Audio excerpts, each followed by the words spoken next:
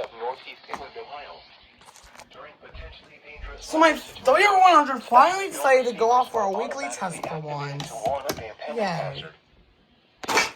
Normally conducted by the National Weather Service every Wednesday between 11 a.m. and noon.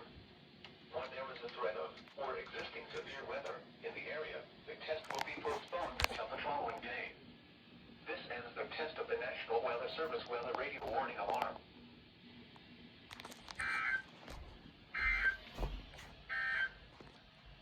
A weather message. For the following Everything decided to go off except my 120 DSP, my HH. I don't know why, but why won't the siren activate for this one as the weekly test? It did for the SVR last week, so 2 weeks ago, I don't know. Trumbull, Wayne, Wood, and Wyandotte, and the following counties in Pennsylvania, Crawford and Erie Inlet. Wind and Oh, what the piss! Whiny Road Magazine! Thursday, west, southwest winds 20 to 30 miles per